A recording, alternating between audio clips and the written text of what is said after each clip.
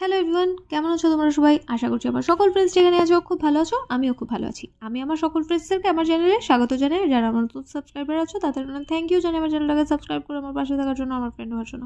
আর যারা আমার নতুন ভিউয়ার্স আছো, মানে যারা আমার ব্লগ দেখছো অথচ এখনো আমার চ্যানেলটাকে সাবস্ক্রাইব করছো না, তাদের আমার বলবো please please please please please please এবার আমার চ্যানেলটাকে সাবস্ক্রাইব করে আমার ফ্রেন্ড হয়ে যাও প্লিজ।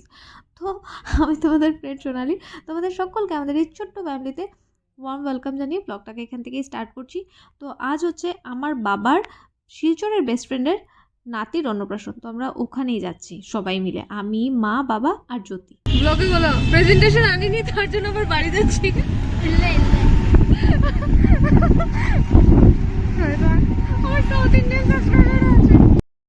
তো ব্যাপারটা হচ্ছে আমরা তাড়াহুড়োতে বেরিয়ে গেছি, অ্যাকচুয়ালি 3:30-এর উপরে বাজে, আর আমরা বেরিয়ে গেছি আর গিফট নিতেই ভুলে গেছি। অলমোস্ট আমরা শ্মশান রোড তো আমাদের পাশের পাড়া, জানো, মানে অটোতে 30 সেকেন্ডসই হবে, হয়তো হয়েছিল 1 মিনিটই হবে।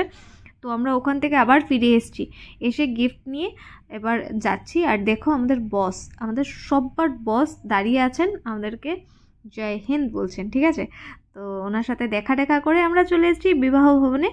আর আমাদের এখানে মানে বিয়েবাড়িগুলোকে বিবাহ ভবন বলে, ঠিক আছে, মানে বড় বড় হয়তো তাই ভবন, ঠিক আছে। আর দেখো অনেক বড় বিয়েবাড়ি, দেখতে পাচ্ছ, অনেক বড়, আর খুব বড় বিয়েবাড়িটা সত্যি। আর এই যে এই পুচকুটার কিন্তু অন্নপ্রাশন না, অ্যাকচুয়ালি যার অন্নপ্রাশন সে ঘুমাচ্ছে। ঘুমে এটা হচ্ছে কি নাতি আমার বাবার ফ্রেন্ডের। ও আচ্ছা আচ্ছা। আর এটা কোথায় গেল নাতির মা? দিদা। আর এটা হচ্ছে গিয়ে নাতির পিসি। আর কেমন আছো উল্টি? হ্যাঁ ভালো, তুমি ভালো নাকি? হ্যাঁ ভালো আছি। না একটা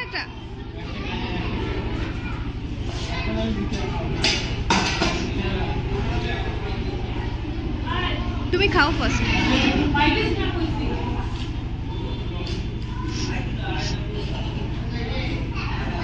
খাও না, তুমি খাও। আর দেবে না? হ্যাঁ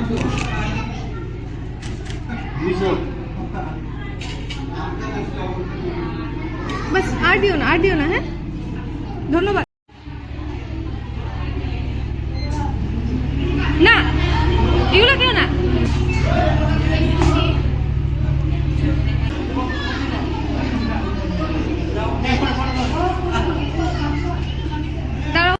তো ইনিই হচ্ছেন আমার বাবার শিলচরের বেস্ট ফ্রেন্ড গোপাল কাকু। তো বাবাগুলো ফটো উঠিয়ে দিতে, তো ওদেরকে অনেকগুলো ফটো উঠিয়ে দিয়ে চলে এসেছি লাঞ্চ করতে। আর আমি আর যদি শুধু দুটো ফুচকা আর একটা কফি নিয়েছিলাম, এরপরে একটু ব্রেক নিয়ে এসছি ওপরে।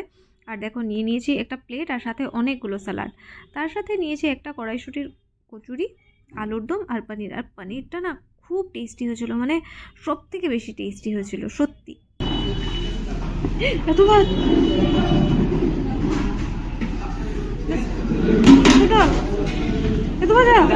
একসাথে এত ভাত দিয়ে দিয়েছে না, আর আমার হাতটা পুরো নড়ে গেছিলো, মানে প্লেটটা পড়ে যাচ্ছিলো।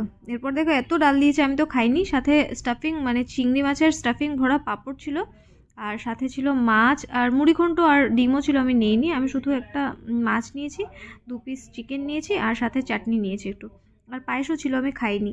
আর এতগুলো প্লেট দেখো শুধু আমার ফেলতে হয়েছে, জানো, সবগুলো প্লেট। বাড়িটা সুন্দর না? বাড়িটা সুন্দর। গোপাল কাকু উপরে আছে, বলেছে একবার যাবো, গিয়ে বসবো না, ঠিক আছে।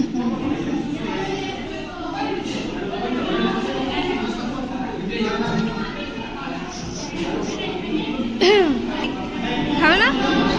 সুপারি খেকো শেষ, সুপারি খেকো, পান খেকো, দেখি পান খেকোর মুখ দেখি, পান খেকোর মুখ দেখি,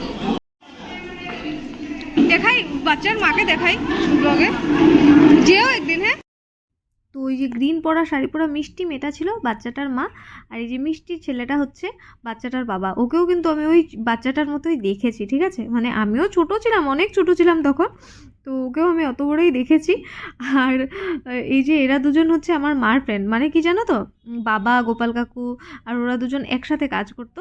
তো আমার মার আর বাবার তো খুব মানে কম এজে বিয়ে হয়েছে, তো আমার মার যত ফ্রেন্ড সব আমার বাবার ফ্রেন্ড, আর আমার বাবার যত ফ্রেন্ড সব আমার মার ফ্রেন্ড, ঠিক আছে। আর এখানে দেখো একটু ছং ভং করে ফটো উঠিয়ে নিয়েছি, তোমাদেরকে দেখাবো বলে আমি সেজেছি। আর একদম সিম্পল সেজে এসেছি, অ্যাকচুয়ালি ভালোও লাগছিল না আসতে, আর বেশ গরম পড়ে গেছে।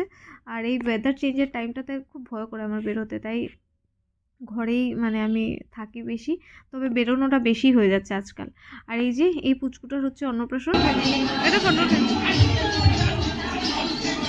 বাবা, এটা ফটো ওঠে, এটা হেসে দাও তো, এটা হেসে দাও তো, এটা হেসে দাও তো। তো এবার খাওয়া দাওয়া সেরে অনেকক্ষণ বসে গল্প করে বেরিয়ে যাচ্ছি। বাবা অনেকক্ষণ আগেই চলে গেছে, কারণ বাড়িতে কাজ শুরু হয়ে গেছে আজকে থেকে, মানে ফেব্রুয়ারির 1 তারিখ থেকে আমাদের বাড়িতে কাজ শুরু হয়েছে। কালকে তোমাদের সাথে শেয়ার করব।